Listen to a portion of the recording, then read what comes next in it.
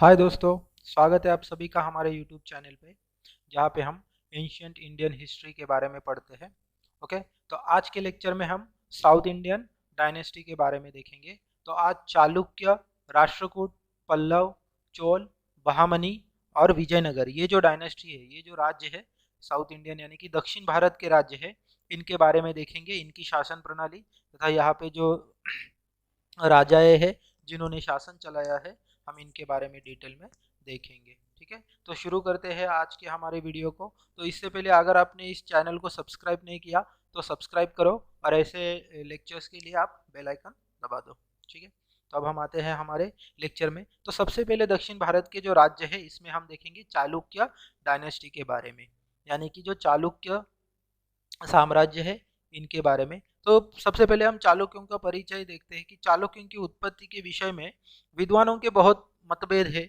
चालुक्य से संबंधित अभिलेख और जो है जैसे कि विक्रमांक चरित चर्चा, इसमें अनेक विवरण दिए गए हैं और इसी के आधार पर हमको ऐसा प्रतीत होता है कि चालुक्यों का जो मूल स्थान है वो अयोध्या था, जहाँ से उन्होंने दक्षिण की ओर प्रस्थान किया।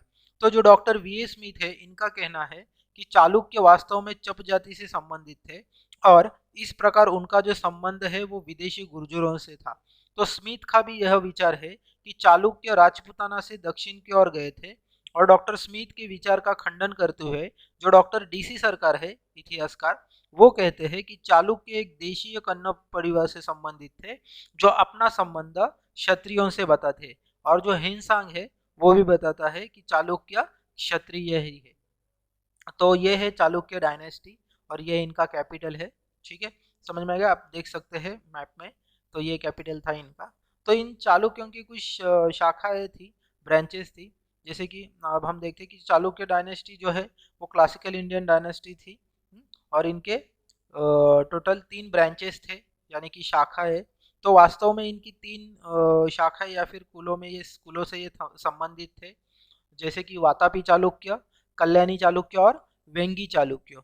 तो ये जो ब्रांचेस है चालुक्यों की, इनके बारे में हम देखेंगे। सबसे पहले हम देखते हैं कि वातापी के चालुक्य, इनको बादामी के चालुक्य भी इनको कहा जाता है, क्योंकि ये जो बादामी प्रदेश था इनको उन्होंने अपना कैपिटल बना लिया था, इसी इसी वजह से इनको बादामी के चालुक्य भी कहा जाता है। ठीक है, तो चालुक्य की जो सबसे पहली ब्रांच है वातापी के चालुक्य, इसके बारे में हम देखते हैं।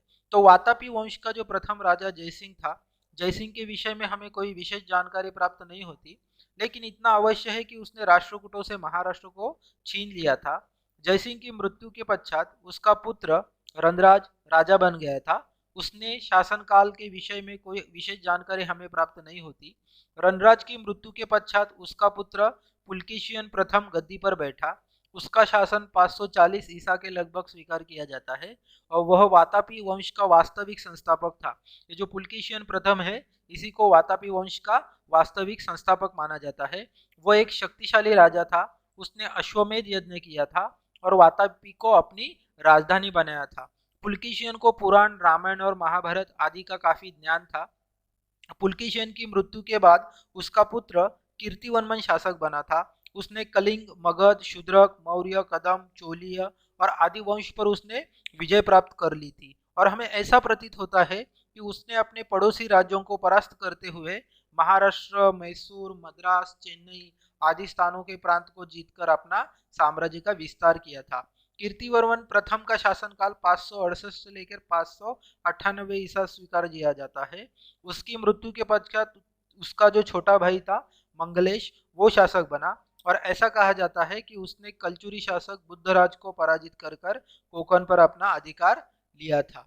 ठीक है, उसने अपना कोकण पर अधिकार लिया था। मंगलेश के अंतिम दिनों में दरबार विवादों का केंद्र बन गया था और वातापी राज्य का पतन अग्रसर हो गया था। तो ऐसी दशा में उसके भतीजे पुलकेशिन द्वितीय ने मंगलेश का वध कर दिया था और 610 में सिंहासन पर वो बैठ गया था। तो ये पुलकेशिन द्वितीय है, ये वातापी चालुक्य जो है इनके पीरियड का एक बहुत समर्थ और शक्तिशाली शासक माना जाता है। तो हम मेजर जो किंग है पुलकेशिन द्वितीय, इसके बारे में अब डिटेल में देखते हैं।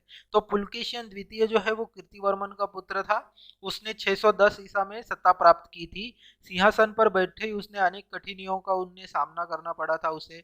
उस समय उसके सम्मुख विद्रोही, अधीनस्थ, सामंत तथा बाह्य आक्रमण से भी साम्राज्य की उसको रक्षा करनी थी। उसके सामने बहुत समस्याएं थी। पुलकेशिन द्वितीय ने अपने अधीनस्थ सामंतों को विद्रोहों का दमन करने हेतु कदम, गंग, मौर्य, लाटो और मालवो तथा थानेश्वर के राजा हर्षवर्धन पर सफलतापूर्वक विजय प्राप्त करके उनको नतमस्तक किया था। पुलकेशिन द्वितीय का महान और एक प्रतिभाशाली राजा था। उसने कलिंग, कौशल जैसे शक्तिशाली राज्यों पर भी विजय प्राप्त की थी। इससे अतिरिक्त उसने पिष्टपुर के राजा को परास्त किया था। पल्लव राज पर उसने आक्रमण किया था। पल्लुलूर तक अपने उसने साम्राज्य का विस्तार किया था। पुलकेशिन द्वितीय की सबसे महत्वपूर्ण जो विजय है वो उत्तर भारत की प्रसिद्ध सम्राट हर्षवर्धन के विरुद्ध थी। चोल शासकों के साथ भी उसका कई बार युद्ध हुआ था। डॉक्टर रमाशंकर त्रिपाठी के अनुसार पल्लव नरेश नरसिंह वर्मन ने चालुक्य राजधानी वातापी पर 642 ईसा पूर्व में आक्रमण कर संभव किया था, लेकिन संभवतः पुलकेशिन द्वितीय का उन्होंने वध कर दिया था। ठीक है। और लोहनेर अभिलेख में पुलकेशिन द्वितीय को पूर्वी और पश्चिमी समुद्रों का शासक बना गया है। देखो दो लोहनेर अभिलेख है, उसमें क्या उल्लेख है कि पुलकेशिन द्वितीय को पूर्व और पश्चिमी समुद्र का शासक बताया गया है उसमें। ठीक है। तो जिससे यह प्रतीत होता है कि उसका राज्य बंगाल की खाड़ी से लेकर अरब सागर तक फैला हुआ था। उसके पास एक विशाल सेना थी। उसकी सेना के विषय में हेनसांग लिखता है कि देश में सैकड़ों सैनिकों के दस्ते भर्ती किए जाते थे। प्रस्थान करते समय सैनिक ढोल पीटते थे और युद्ध करते समय शराब का नशा करते थे तथा आगे बढ़कर सब कुछ जो उनके सामने आता था उसको रौंद डालते थे। और इसी तरह उनके उसके जो सैनिक थे वो युद्ध करने से पहले क्या करते थे, शराब का नशा करते थे। तो ये था वातापी के चालुक्य और पुलकेशिन द्वितीय के बारे में। अब हम देखते हैं नेक्स्ट जो चालुक्य की ब्रांच है वो है कल्याणी चालुक्य। इसमें मेजर जो किंग आते हैं जैसे कि उनके नाम है हम देख सकते हैं, तैलब द्वितीय, कीर्तिवर्मन द्वितीय, सत्याश्रय, विक्रमादित्य पंचम, सोमेश्वर प्रथम और विक्रमादित्य षष्टम। ये जो वातापी के कल्याणी के जो चालुक्य है इनमें आते हैं। तो कल्याणी के चालुक्य के वंश का जो मुख्य संस्थापक है वो तैलब द्वितीय था। उसका शासनकाल 973 से लेकर 997 ईस्वी सन था। विद्वानों का मत है कि तैलब द्वितीय वातापी वंश के अंतिम शासक कीर्तिवर्मन द्वितीय के चाचा के वंश से संबंधित था। मालवा के परमार राजा मुंज के साथ उसने अनेक बार संघर्ष किया था जिसमें तैलब की विजय हुई थी। और तैलब द्वितीय के उपरांत उसका पुत्र सत्याश्रय जो कि 997 ईस्वी सन में सिंहासनारूढ़ हुआ था तथा उसका जो शासन है वो 1008 ईस्वी सन में समाप्त हुआ था। सत्याश्रय के शासनकाल में चालुक्य राज्य पर चोलों का आक्रमण हुआ। सत्याश्रय की मृत्यु के उपरांत विक्रमादित्य पंचम राजा बना और विक्रमादित्य पंचम को परमार राजा भोज के आक्रमण का सामना करना पड़ा था, किंतु उसके उत्तराधिकारी जगदेक मल्ल ने इस आक्रमण को निष्फल बना दिया था। विक्रमादित्य पंचम के उपरांत सोमेश्वर प्रथम शासक बना। सोमेश्वर प्रथम ने अनेक शत्रुओं का दमन किया। उसने कल्याणी को अपनी राजधानी घोषित किया। इसी राजधानी कल्याणी के नाम पर इस वंश का नाम कल्याणी के चालुक्य के नाम से प्रसिद्ध हुआ। देखो इसने क्या किया था, राजधानी कल्याणी के नाम पर क्या हुआ था, उसकी वंश का नाम क्या मिला, कल्याणी के चालुक्य नाम से प्रसिद्ध हुआ। तो सोमेश्वर प्रथम की मृत्यु जब हुई तो उसके मृत्यु के उपरांत विक्रमादित्य षष्टम जो कि 1076 ईस्वी सन में सिंहासनारूढ़ हुआ तथा उसने 1126 ईस्वी सन तक शासन किया था। उसने दक्षिण के चोल, वनवासी तथा होयसल आदि राजाओं को पराजित किया था। सौराष्ट्र से चालुक्य राजाओं के साथ भी उसका युद्ध हुआ था। परमार राजाओं के साथ उसने मैत्री संबंध स्थापित किए थे।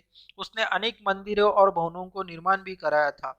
विक्रमादित्य षष्टम की मृत्यु के बाद उसके उत्तराधिकारी निर्बल सिद्ध हुए, जिसे कारण 1190 ईस्वी सन में देवगिरी के यादवों ने चालुक्य वंश का अंत कर दिया था। और इसी तरह जो कल्याणी के चालुक्य है इनका क्या हो गया, अंत हो गया था। इसके बाद चालुक्य वंश की जो तीसरी ब्रांच आती है वो शाखा है वेंगी चालुक्य। तो इसमें जो मेजर किंग है वो कौन कौन है, तो वो है विष्णुवर्धन, जयसिंह, इंद्रवर्मन, विष्णुवर्धन तृतीय, विजयादित्य प्रथम और विजयादित्य द्वितीय। तो इनके बारे में अब हम डिटेल में देखते हैं। तो वेंगी वातापी के चालुक्यों की एक शाखा थी। इन्हें इतिहास में पूर्वी चालुक्यों के नाम से भी जाना जाता है। जो वेंगी के चालुक्य है इनको इतिहास में क्या कहा जाता है, पूर्वी चालुक्य के नाम से इनको कहा जाता है। पुलकेशियन द्वितीय ने अपने भाई विष्णुवर्धन जो था, पुलकेशियन द्वितीय का भाई विष्णुवर्धन को वेंगी का शासक नियुक्त किया था। लेकिन विष्णुवर्धन के जो पुत्र थे जयसिंह ने स्वतंत्र राज्य की स्थापना की। उसके द्वारा स्थापित राजवंश के शासकों ने लगभग 500 वर्ष तक शासन किया था। इंद्रवर्मन, विष्णुवर्धन तृतीय, विजयादित्य प्रथम और विजयादित्य द्वितीय इस वंश के सबसे प्रतिभाशाली शासक थे। इन विभिन्न राजाओं ने राष्ट्रकूट तथा पल्लवों के साथ संघर्ष किया था तथा अंत में चोल और चालुक्य राज्य को कुलोतुंग प्रथम ने संगठित राज्य के रूप में घोषित कर दिया था। कुलोतुंग प्रथम ने 1161 में अपने चाचा विजयादित्य सप्तम को वेंगी का शासक नियुक्त किया था। तो ये था वेंगी के चालुक्य के बारे में। तो अब हम देखते हैं चालुक्य कल्चर यानी कि चालुक्यों की जो सभ्यता थी और उनकी जो संस्कृति थी इसके बारे में देखते हैं। और चालुक्य जो पीरियड था उसमें समाज की या फिर पॉलिटिकल दशा, जो सामाजिक दशा थी, राजनीतिक आर्थिक दशा, धार्मिक दशा, साहित्य कला प्रगति कैसे हो गई, तो ये पॉइंट्स हम डिटेल में देखते हैं। तो चालुक्य राजाओं ने भारतीय संस्कृति के विकास में अत्यंत महत्वपूर्ण योगदान दिया। उनकी सभ्यता और संस्कृति का हम विवरण करते हैं। तो राजनीतिक दशा कैसी थी, जो पॉलिटिकल स्टेट था वो कैसा था वो देखते हैं। तो चालुक्य राजाओं की शासन व्यवस्था के अंतर्गत राजा ही शासन का मूलभूत आधार माना जाता था। राजा का पद वंशानुगत होता था।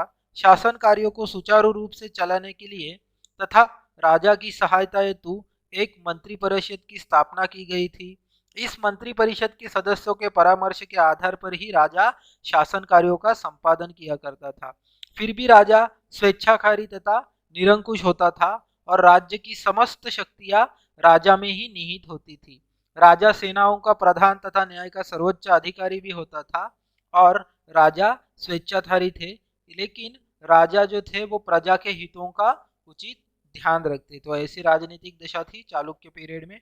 इसके बाद सामाजिक दशा कैसी थी, तो इस समय समाज में अनेक नवीन नवीन जातियों तथा उपजातियों का प्रादुर्भाव हो गया था, जिसके कारण समाज संकीर्ण विचारधाराओं से ग्रस्त होता चला जा रहा था। बाल विवाह, सती प्रथा आदि का समाज में प्रचलन था तथा समाज में नैतिकता का निरंतर ह्रास हो रहा था। समाज में स्त्रियों की जो स्थिति थी वो भी सम्मानजनक नहीं थी चालुक्य के पीरियड में। ठीक है, तो आर्थिक दशा समाज की कैसी थी, तो आर्थिक दृष्टिकोण से अगर चालुक्य काल को उत्तम माना जा सकता है, क्योंकि इस समय कृषि तथा व्यापार उन्नति और अग्रसर थे और राज्य की ओर से व्यापार को संरक्षण प्राप्त था। व्यापार को अगर सुचारू रूप से समृद्ध बनाने के लिए अनेक बंदरगाह और मंडियों की समुचित व्यवस्था थी। मंडियां यानी मार्केट, बंदरगाह यानी जो डॉकयार्ड्स रहते हैं वो। प्रजा सुखी और संपन्न थी, जिसके कारण देश में आंतरिक और बाह्य दोनों प्रकार के व्यापार का उचित विकास हुआ था। तो चालुक्य पीरियड में आर्थिक दशा वो थी, वो भी थोड़ी विकसित थी। इसके बाद हम देखते हैं धार्मिक दशा। तो चालुक्य काल में ब्राह्मण धर्म की विशेष उन्नति हुई। तो ध्यान में रखो, तो चालुक्य काल में किस धर्म की उन्नति हुई थी, तो ब्राह्मण धर्म की विशेष उन्नति हुई थी। चालुक्य के धार्मिक जीवन में विष्णु का अधिक महत्व था। इस काल में बादामी, ऐहोल, पड़क्कल आदि स्थानों पर विभिन्न देवताओं के मंदिरों की स्थापना की गई थी। चालुक्य नरेश स्वयं ब्राह्मण धर्म के अनुयायी थे, लेकिन साथ साथ वे अन्य धर्मों के प्रति भी सहिष्णु थे। बौद्ध और जैन धर्म के राज्य की ओर उन्होंने क्या किया था, संरक्षण प्रदान किया था, जिसके कारण ही जैन धर्म का दक्षिण भारत में काफी विस्तार हुआ था और यह धर्म अधिक लोकप्रिय हुआ था।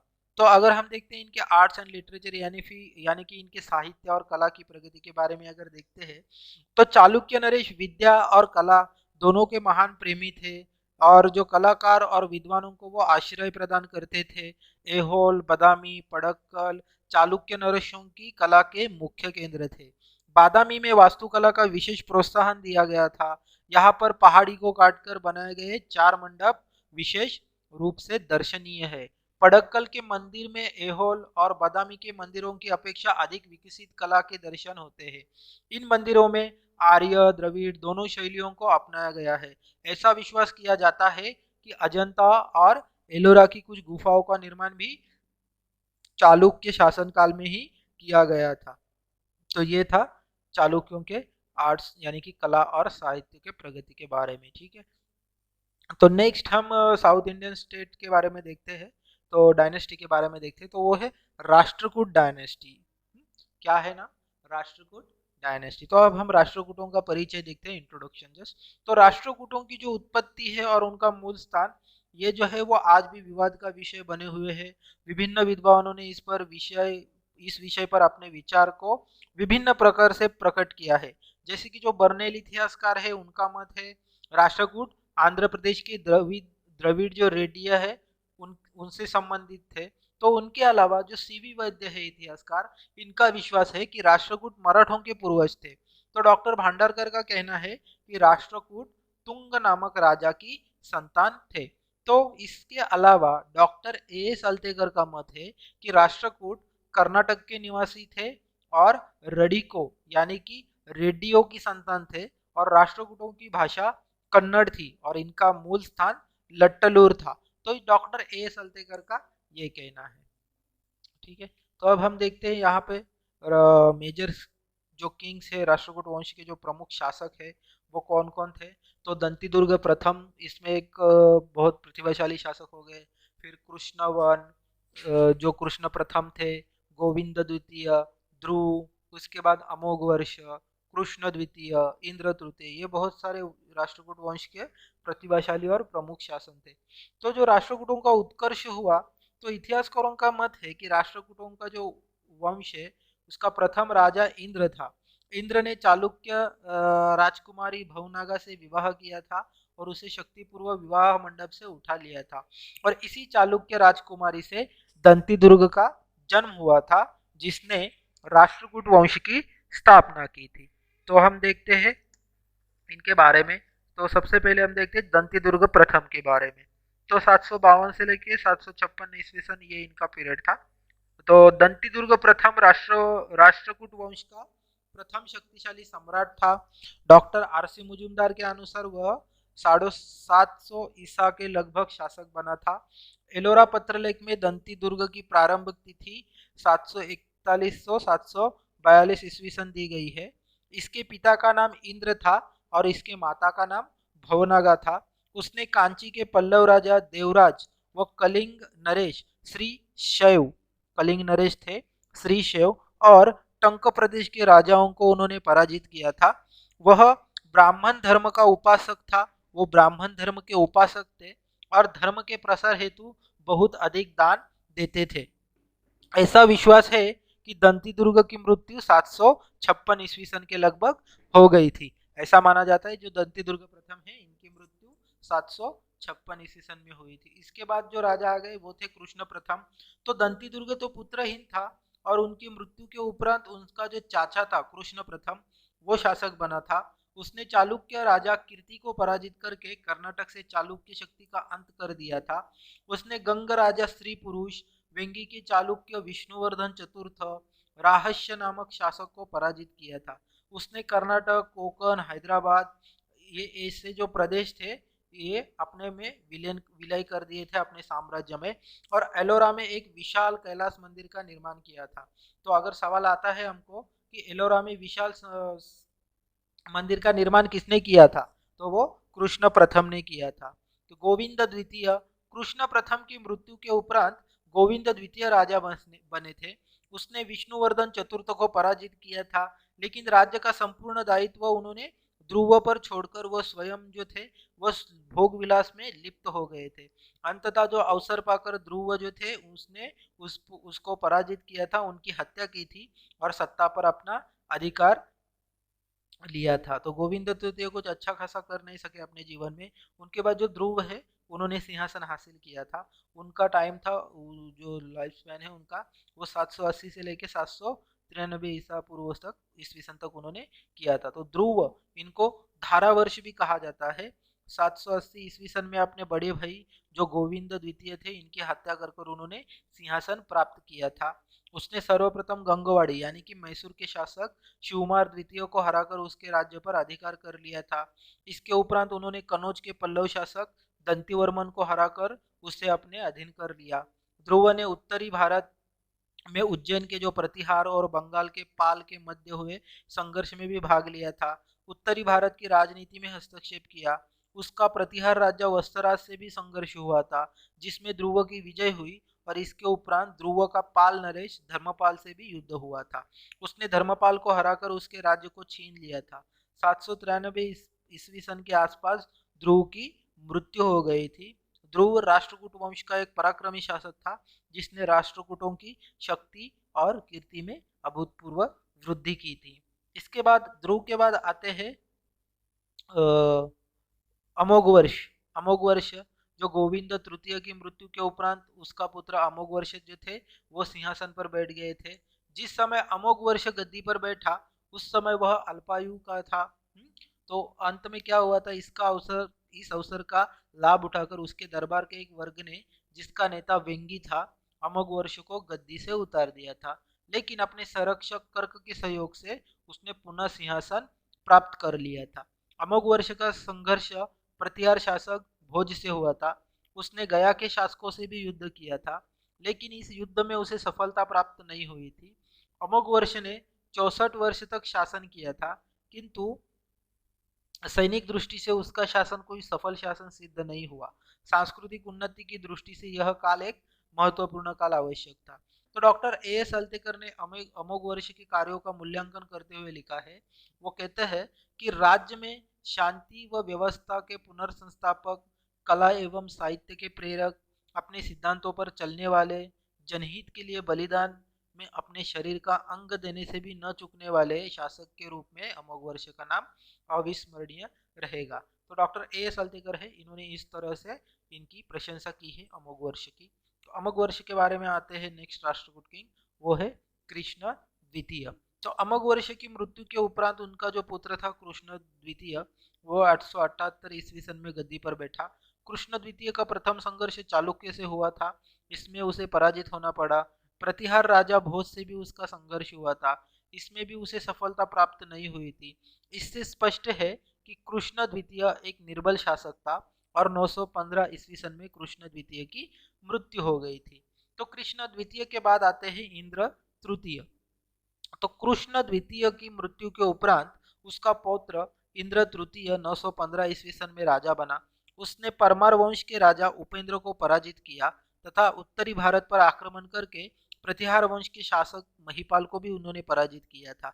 927 ईस्वी सन के लगभग इंद्र तृतीय की मृत्यु हो गई थी। तो इंद्र तृतीय की मृत्यु कब हुई थी? 927 ईस्वी सन तक।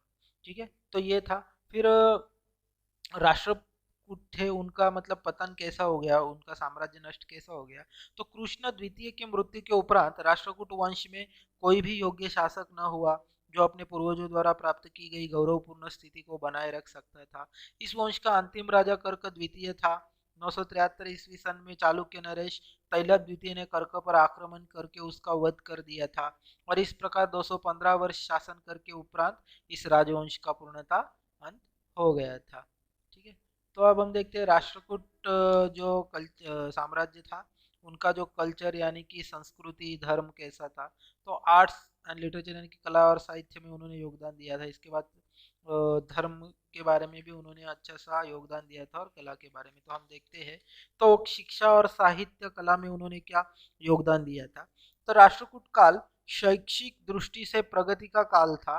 विभिन्न अभिलेखों से ज्ञात होता है कि इस काल में वल्लभिका बौद्ध विहार शिक्षा का प्रमुख केंद्र था। तो राष्ट्रकूल शासन काल में वल्लभी में एक बौद्ध विहार था। वल्लभी का बौद्ध विहार वो शिक्षा का एक प्रमुख केंद्र था। राज्य की ओर से विद्यालय में अध्यापकों की नियुक्ति की जाती थी। अमोघ वर्ष के शासनकाल में कन्नड़ भाषा में रचित कविराज मार्ग नामक ग्रंथ की रचना हुई थी। अमोघ वर्ष स्वयं भी उच्च कोटि का विद्वान था और विद्वानों को वो आश्रयदाता भी था।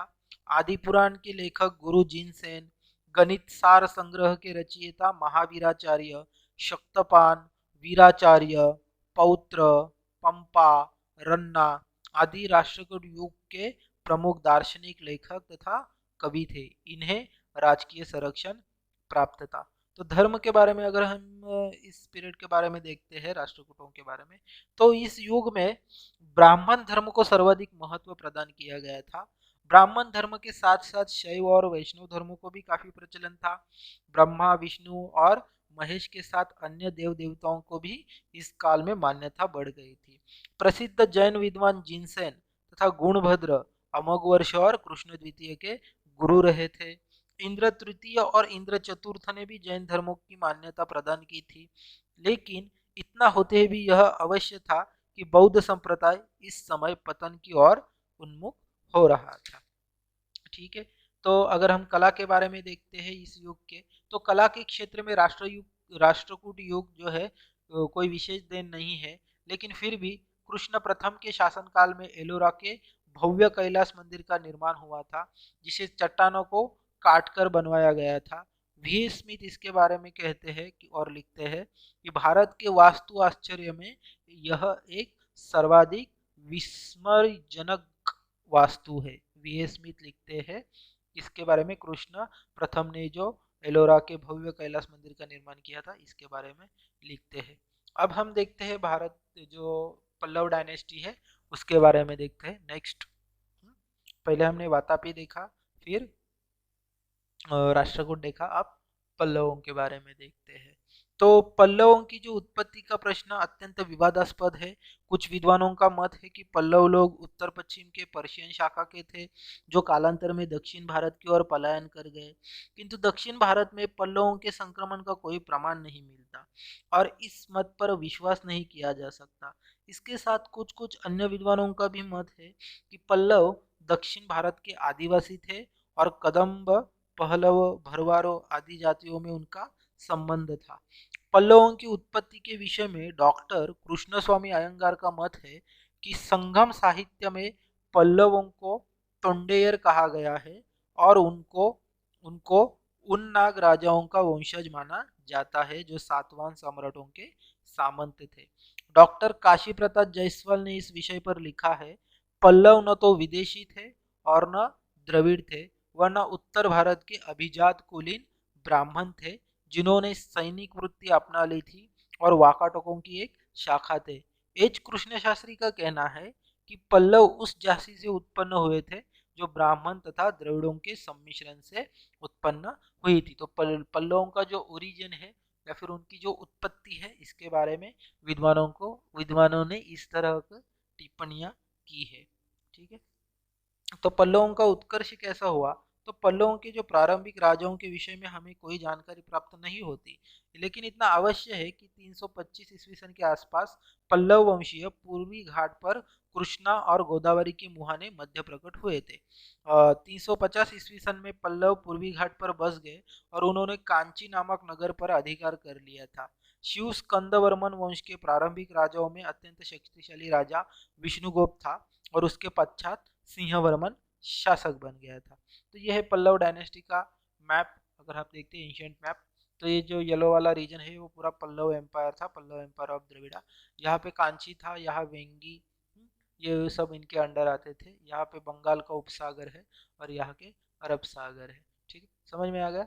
ये था, इस तरह इनका साम्राज्य था। तो कुछ मेजर किंग्स यानी कि जो प्रतिभाशाली शासक इस साम्राज्य में बने, तो उनमें महेंद्र वर्मन था, नरसिंह वर्मन प्रथम, परमेश्वर वर्मन प्रथम और नरसिंह वर्मन द्वितीय। देखो जो पल्लव शासक है ये वर्मन नाम अपने नाम में लगाते थे। तो ऐसा अगर सवाल हमको पूछा जाता है यूपीएससी में कि कौन से शासक है जो अपने नाम प्राचीन भारत के कौन से शासक है जो अपने नाम में वर्मन नाम की उपाधि लगाते थे। तो वो कौन थे? पल्लव शासक थे। हमको ये पता होना चाहिए कि पल्लव शासकों ने अपने नाम में वर्मन नाम की उपाधि लगा देते थे। ठीक है, तो अब हम इनके बारे में डिटेल में देखते हैं। पल्लव वंश के जो प्रमुख शासक है, उनके जो कार्य है और या फिर उनकी जो कुछ उपलब्धियां है, इसके बारे में डिस्कस करते हैं। तो सबसे पहले हम देखते हैं महेंद्र वर्मन। तो सिंह वर्मन की मृत्यु के उपरांत महेंद्र वर्मन सिंहासन पर बैठा। महेंद्र वर्मन ने लगभग 600 ईस्वी सन से 630 ईस्वी सन तक शासन किया। वह अत्यंत वीर और योग्य शासक था।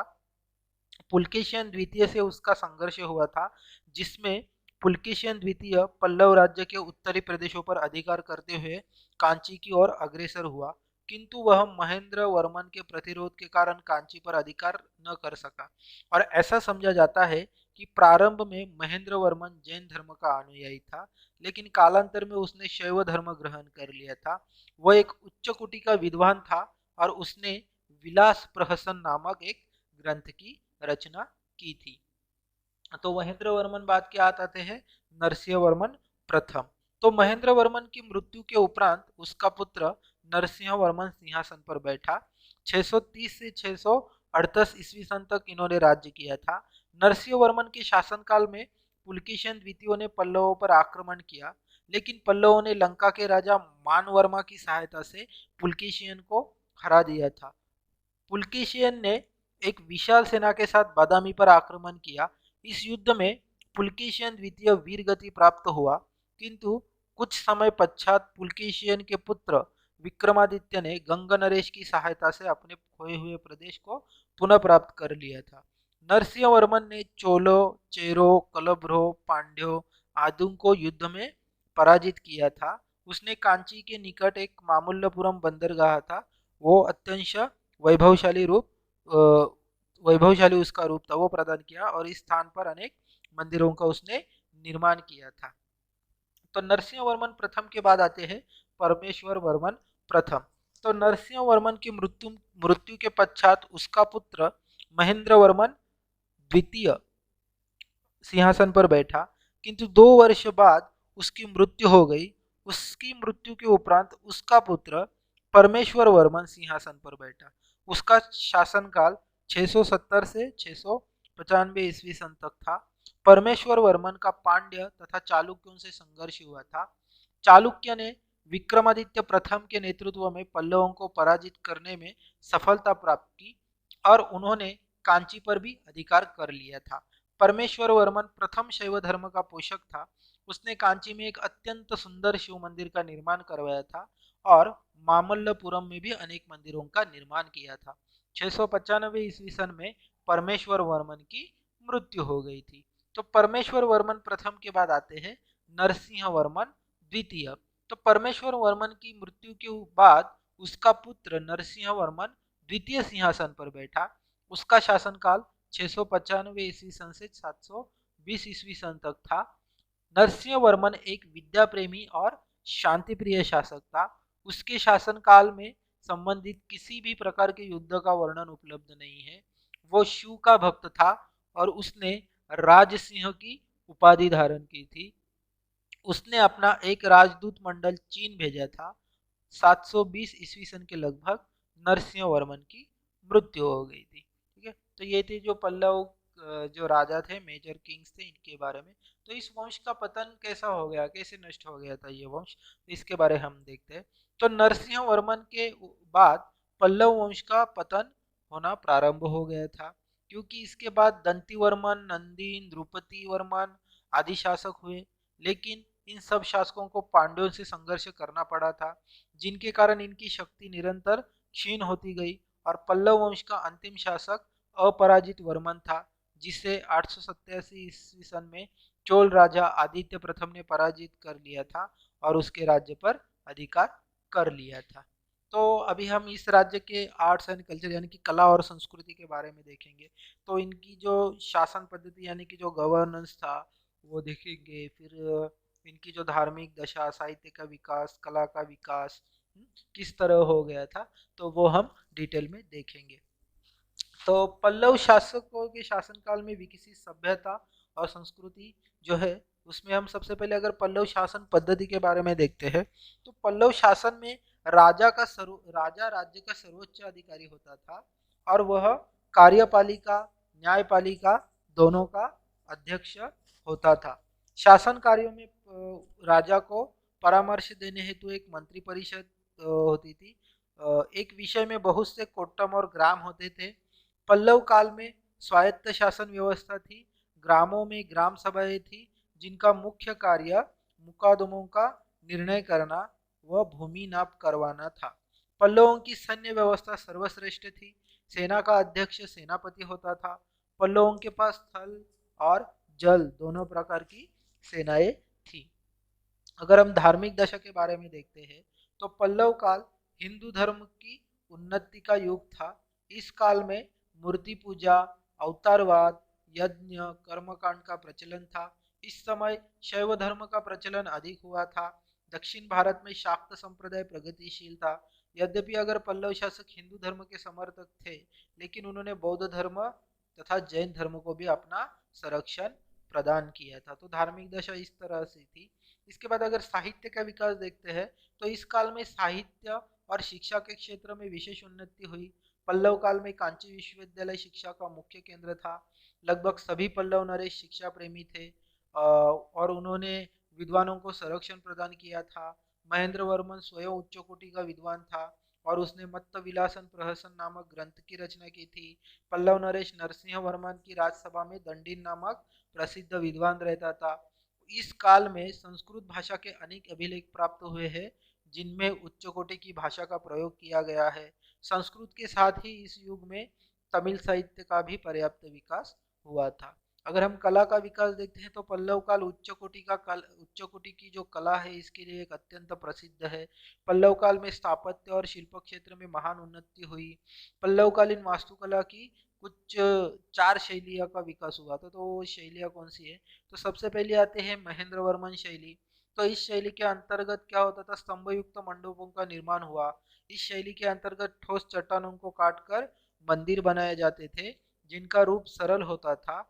इस शैली का विकास 600 से 625 ईस्वी सन तक हुआ था।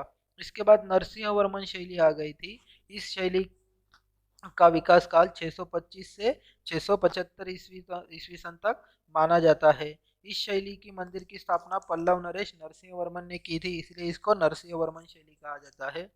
मुख्यतः नरसिंह वर्मन ने एक ही पत्थर को काटकर रथ शैली के मंदिरों का निर्माण किया था। इसके बाद आती है राजसिंह शैली। इस शैली का विकास का जो काल है वो 700 ईस्वी सन से 900 ईस्वी सन तक माना जाता है। इस शैली के अंतर्गत स्वतंत्र रूप से पाषाण खंडों की सहायता से मंदिर का निर्माण किया गया था और मामल्लपुरम का जो मंदिर है और कांची का कैलाश मंदिर इसी शैली के उदाहरण है।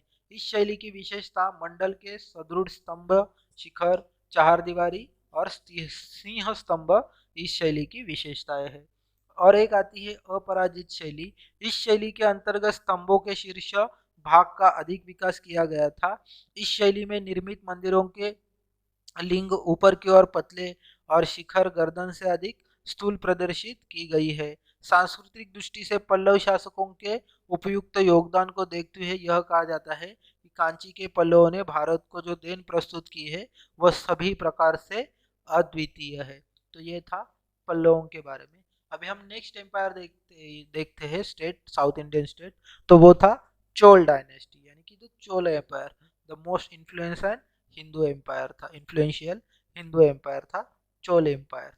तो ये है, अगर हम मैप में देख सकते हैं कि इस तरह से चोल एम्पायर फैल गया था, इस तरह से उन लोगों ने सिक्के चलाए थे।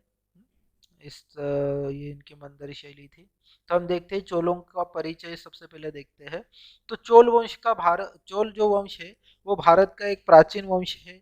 महाभारत, पुराण आदि ग्रंथों में चोलों का वर्णन किया गया है। फिर भी चोलों की जो उत्पत्ति है उसके विषय में विद्वानों के जो मत है वो पर्याप्त उनमें मतभेद है। कुछ विद्वानों ने लिखा है कि चोल शब्द की उत्पत्ति तमिल भाषा के चूल से हुई है, जिसका अर्थ होता है पर्यटन करना। तो इससे यह अर्थ निकलता है कि चोल एक पर्यटनशील जाति थी। इसके साथ ही कुछ विद्वान चोल शब्द का अर्थ तमिल भाषा के शब्द चोलम से लगाते हैं, जिसका शाब्दिक अर्थ बाजरा है। अर्थात चोल किसी ऐसे प्रांत के निवासी थे जहां बाजरा अधिक होता था। चोलों की उत्पत्ति के विषय में डॉक्टर राजबली पांडे ने लिखा है, चोल चूल शब्द से बना हुआ है और चूल का शुद्ध रूप चूड़ अर्थात सिर है। दक्षिण भारत के प्राचीन राजाओं में चोल शिरोमणि थे, इसलिए इनको चोल कहा गया। चोल संस्कृत भाषा और साहित्य के प्रेमी थे और इससे यह भी प्रतीत होता है कि चोल वंश भी उत्तर भारत से ही दक्षिण भारत हो गया था। कुछ अभिलेखों में चोलों को सूर्यवंशी बताया गया है। कुछ अभिलेखों में चोलों को क्या बताया है? सूर्यवंशी बताया गया है। तो जो मेजर किंग्स है, जो प्रतिभाशाली शासक इस साम्राज्य चोल वंश के जो प्रमुख शासक थे, उसमें कौन कौन आता है? तो नेदु यदु किल्ला और विजयालय, इसके बाद आदित्य प्रथम, परांतक प्रथम, इसके बाद एक अंधकार युग आता है जिसमें हमें ज्यादातर इतिहास के विषय में कुछ भी ज्ञात नहीं होता है, इसके लिए इसको क्या कहते हैं? अंधकार युग यानी कि ब्लाइंड इरा जिसको हम कहते हैं। इसके बाद राजराज प्रथम, राजेंद्र प्रथम, राजाधिराज प्रथम, राजेंद्र द्वितीय, वीर राजेंद्र और कुलोतुंगा प्रथम। तो अब हम इन सब के बारे में देखते हैं। तो सबसे पहले प्रारंभिक शासक। प्रारंभ में चोल पल्लवों के अधीन थे। प्रारंभिक चोल शासकों में नेदु युदी किल्ल और विजयालय और आदित्य प्रथम का उल्लेख हुआ है। ये सभी शासक पल्लवों के अधीन सामंत थे। तो आदित्य प्रथम हम देखते हैं। आदित्य प्रथम विजयालय का कौन था? पुत्र था। आदित्य प्रथम जो है वो विजयालय का पुत्र था। उसने पांड्य शासक वर्गुण वर्मन द्वितीय के विरुद्ध पल्लवों का साथ दिया था, जिसके फलस्वरूप उसे पल्लव शासक ने अनेक प्रांतों की उससे प्राप्त हुई थी। आदित्य प्रथम एक महत्वाकांक्षी शासक था। वह पल्लव शासकों से स्वतंत्र होना चाहता था। अपने उद्देश्य की प्राप्ति हेतु उसने पल्लवों के विरोध विद्रोह कर दिया था और पल्लव नरेश की हत्या कर दी थी। पल्लव राज्य पर अधिकार कर लिया था। आदित्य प्रथम शिव भक्त था। उसने अनेक शिव मंदिरों का निर्माण किया था। आदित्य प्रथम के बाद आता है परांतक प्रथम। तो आदित्य प्रथम की मृत्यु 907 ईस्वी सन में हुई थी। उसकी मृत्यु के उपरांत उसका पुत्र परांतक प्रथम 907 ईस्वी सन में चोल वंश के सिंहासन पर आसीन हुआ। वो भी एक महत्वाकांक्षी सम्राट था। उसने पांड्यों को पराजित करके लंका पर आक्रमण किया, लेकिन इस आक्रमण में वह सफल न हुआ। राष्ट्रकूटों से भी इसका संघर्ष हुआ था, जिसमें उसने राष्ट्रकूट नरेश कृष्ण द्वितीय को पराजित करके वीर चोल की उपाधि धारण की थी। कुछ समय के पश्चात कृष्ण तृतीय ने उसे पर पुनः आक्रमण किया था और इस बार चोलों का कांची और तंजौर आदि से वंचित होना पड़ा था और चोल राज्य छिन्न भी छिन्न हो गया था। परांतक प्रथम की मृत्यु 953 ईस्वी सन के लगभग हो गई थी। इसके बाद एक अंधकार युग आता है, क्योंकि परांतक प्रथम की मृत्यु के उपरांत लगभग 30 वर्ष तक के आगामी इतिहास के विषय में कुछ भी ज्ञात नहीं होता।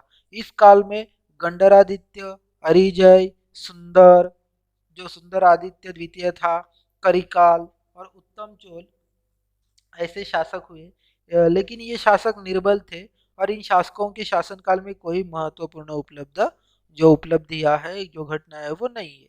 इसके बाद आते हैं राजराज प्रथम। तो राजराज प्रथम बचपन का नाम अरिमोली वर्मन था। वो 985 ईस्वी सन के लगभग सिंहासन पर आसीन हुआ था। उसने राजराज की उपाधि धारण की थी।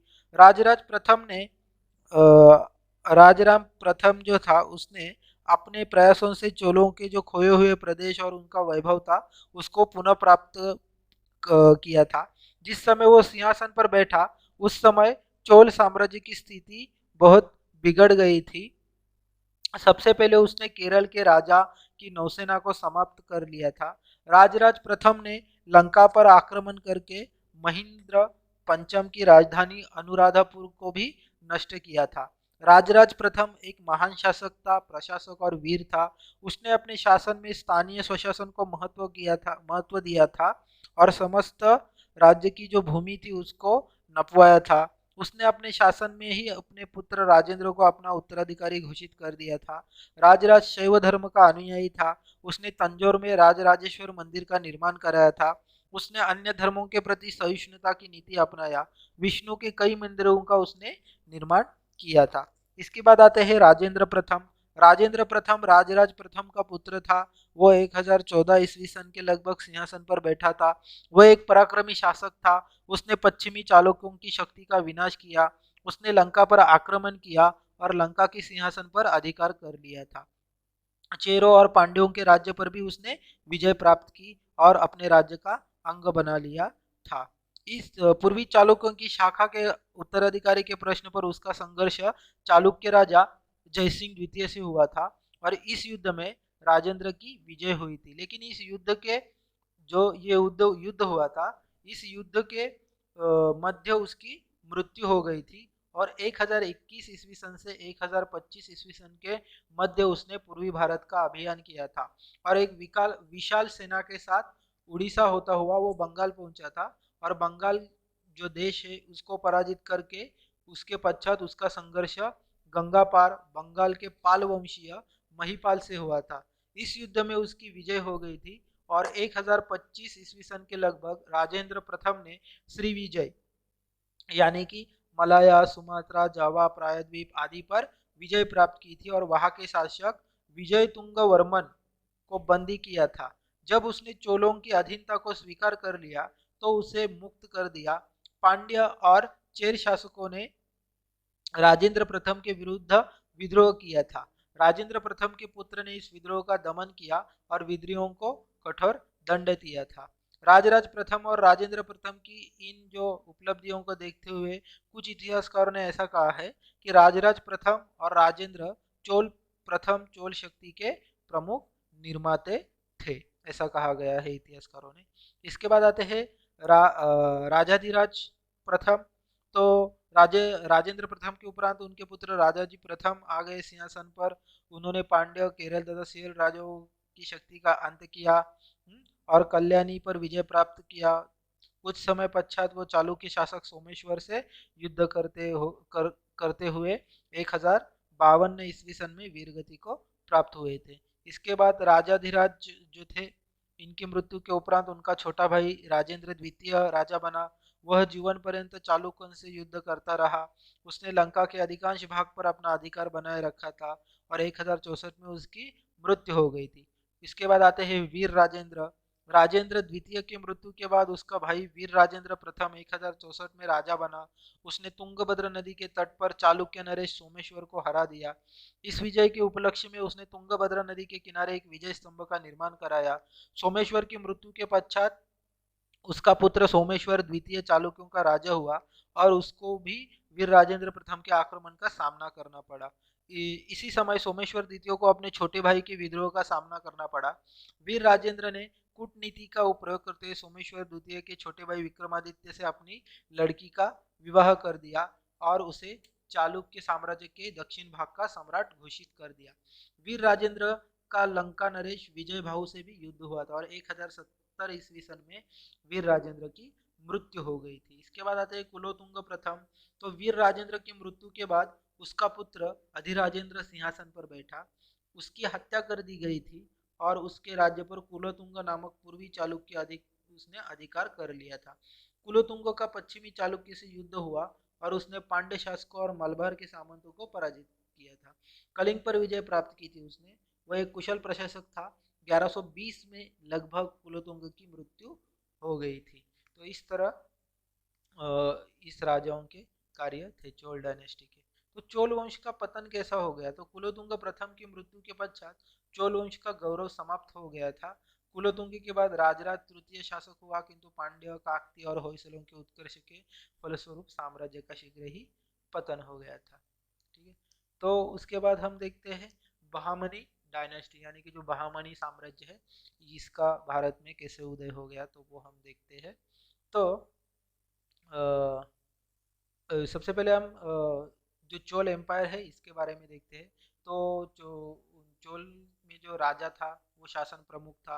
राजा अपने पुत्र को युवराज घोषित करता था। इसके बाद उनकी न्याय व्यवस्था। तो चोल राजाओं की जो न्याय व्यवस्था थी वो अत्यंत महत्वपूर्ण थी। सभी जो राजा होता था वो न्याय का सर्वोच्च अधिकारी रहता था और दंड व्यवस्था ज़्यादातर कठोर नहीं रहती थी। समाज की अगर हम सामाजिक दशा देखते हैं तो चोल काल में जाति व्यवस्था ही सामाजिक संगठन का मुख्य आधार थी। रिलीजियस अगर एस्पेक्ट या फिर दशा देखते हैं तो चोल राजा शैव धर्म के अनुयायी थे, लेकिन उन्होंने अन्य धर्मों के प्रति भी सहिष्णुता ले ली थी। साहित्य के बारे में देखते तो इस काल में तमिल साहित्य का पर्याप्त विकास हुआ। पुराणों और महाकाव्य के अध्ययन से दक्षिण भारत की जनता में साहित्य के प्रति अभिरुचि बढ़ी थी। कला के बारे में अगर देखते हैं तो इस काल में कला की विशेष उन्नति हुई। चोल शासकों ने अनेक नगरों का निर्माण किया।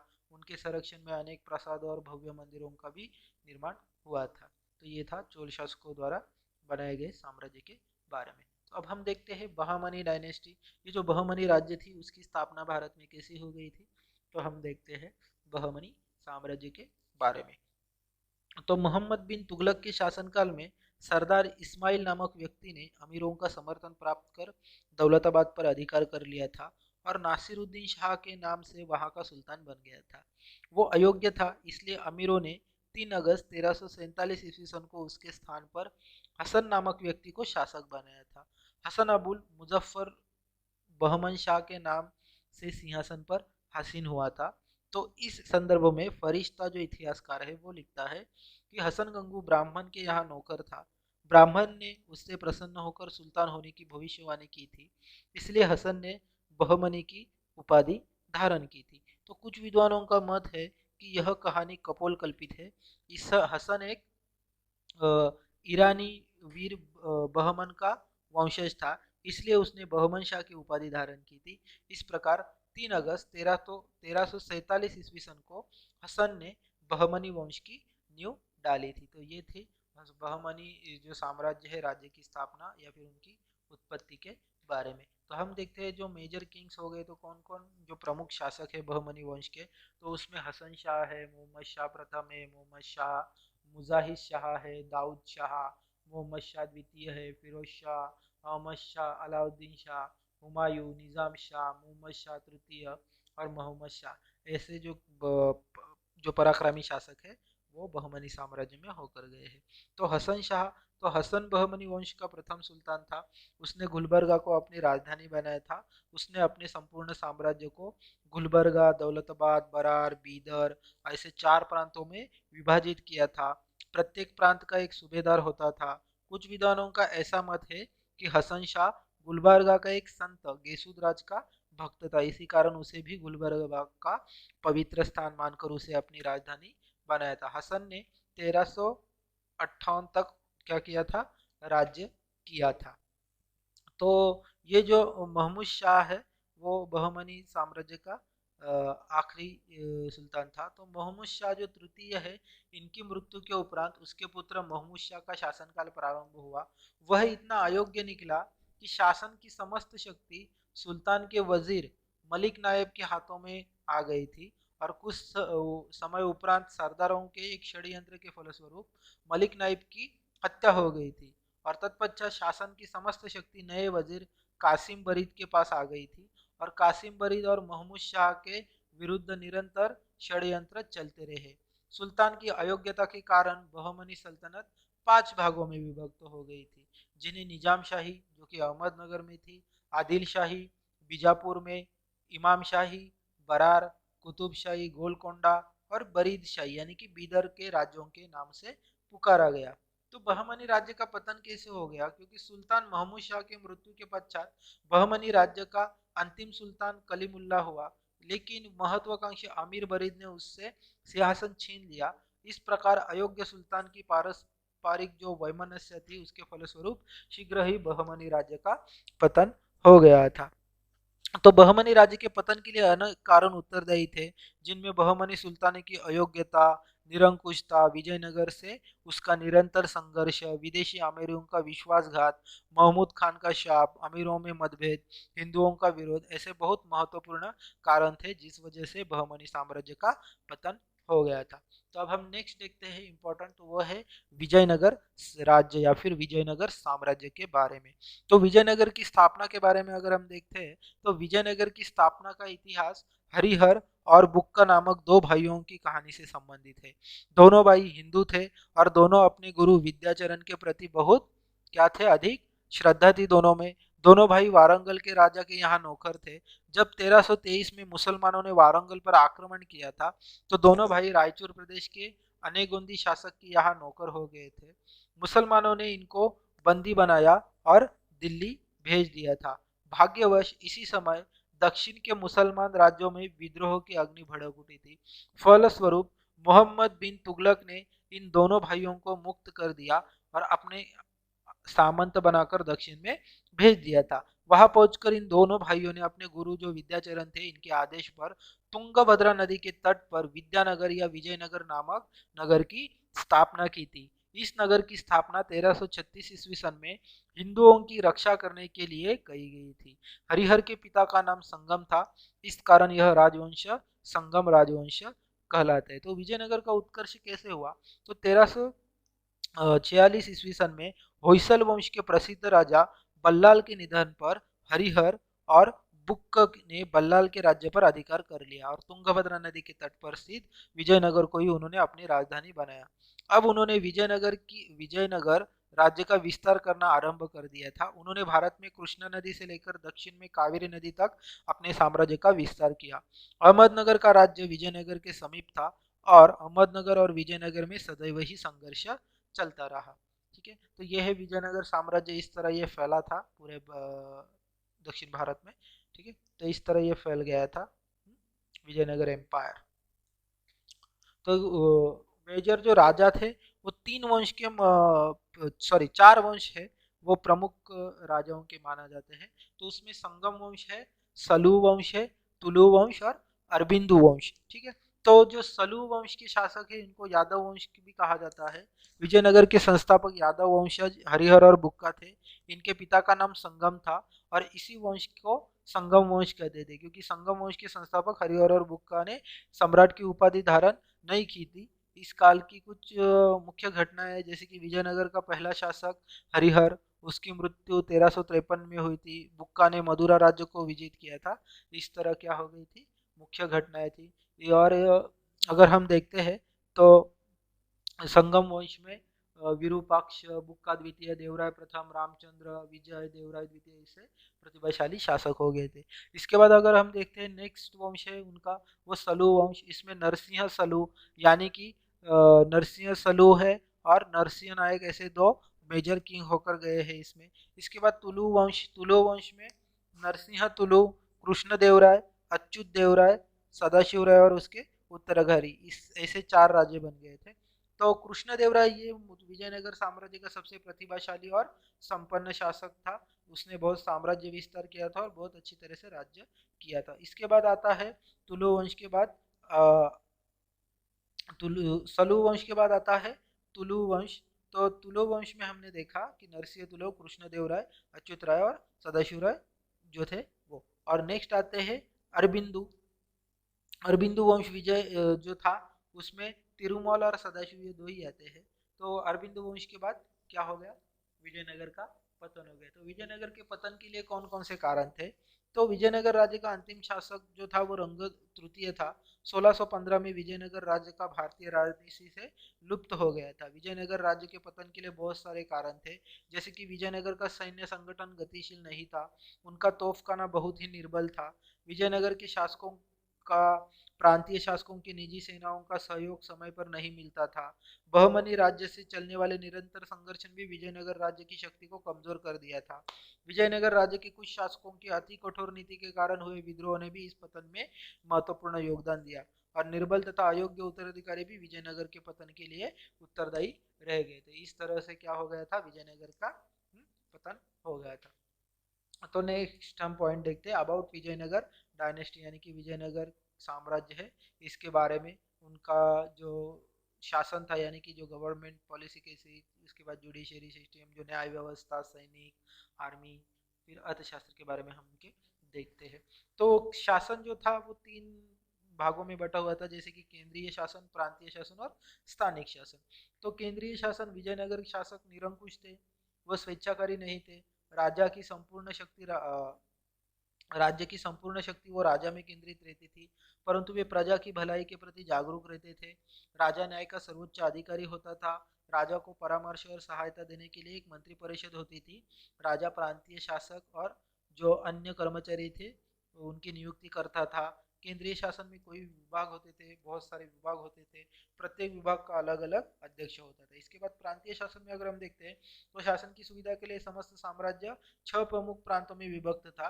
प्रत्येक प्रांत का एक नायक होता था और उस पर प्रांत के शासन का उत्तरदायित्व होता था। वही प्रांत आय और व्यय का क्या करता था, प्रस्तुत करते थे। और जो आय का जो प्रमुख कारण था वो जो था वो क्या था, टैक्स था, यानी कि जो कर मिलता था वो था, और वो केंद्रीय कोष में जमा करना पड़ता था। और स्थानीय शासन में अगर हम देखते हैं तो प्रांत यानी कि नाडु जिलों में था, तथा जिला छोटा छोटा नगर ग्राम के इकाई में बटे हुए थे। सबसे छोटी इकाई गांव होते थे। गांव में ग्राम पंचायत की व्यवस्था थी जो छोटे छोटे झगड़ों को सुलझाती और शांति बनाए रखने का कार्य करती थी। न्याय व्यवस्था तो विजयनगर राज्य में न्याय संपूर्ण रूप से सुसंगठित था। राजा सब सर्वोच्च न्यायाधीश था। सर्वोच्च न्यायालय राजा के अधीन रहता था।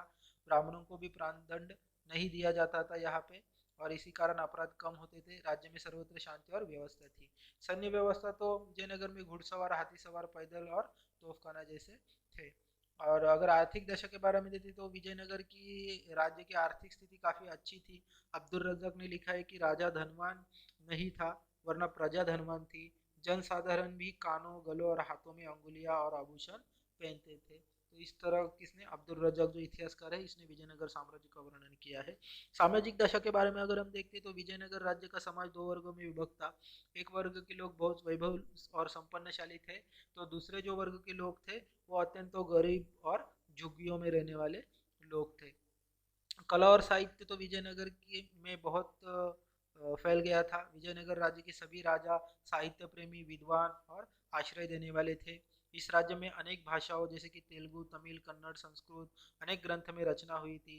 कृष्णदेवराय सबसे अधिक साहित्य प्रेमी थे, विद्वान और संगीतकार थे। उन्होंने अपने राज्यकाल में सभी कलाकारों को आश्रय दिया था। उन्होंने तेलुगु भाषा में अमुक्तमाल्यद नामक ग्रंथ की रचना की थी। देखो यूपीएससी में ये क्वेश्चन पूछा जा सकता है कि अमुक्तमाल्यद जो ग्रंथ है इसकी रचना की थी, किसने की थी, तो हमको ये पता होना चाहिए किसने की थी, तो कृष्णदेवराय ने की थी। कृष्णदेवराय के शासनकाल में अनेक मंदिरों का निर्माण हुआ था जो कला के श्रेष्ठ में जो सर्वोत्तम नमूने में एक माना जाता है। विजयनगर राज्य के जो शासक है उनके द्वारा निर्मित विठल स्वामी का मंदिर, 1000 स्तंभों वाला मंदिर, ये क्या है, हिंदू स्थापत्य कला के एक अद्भुत नमूने हैं। तो इस तरह विजय साम्राज्य फैल गया था।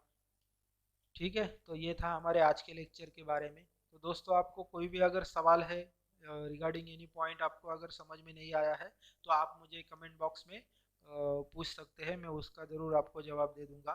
और ऐसे बहुत सारे वीडियोस के लिए और लेक्चर्स के लिए आप हमारा जो चैनल है एग्जाम में नेक्स्ट, इसको सब्सक्राइब करो और अर्ली नोटिफिकेशन के लिए बेल आइकन दबा दो। तब तक के लिए थैंक यू, मिलते हैं अब हमारे नेक्स्ट लेक्चर में।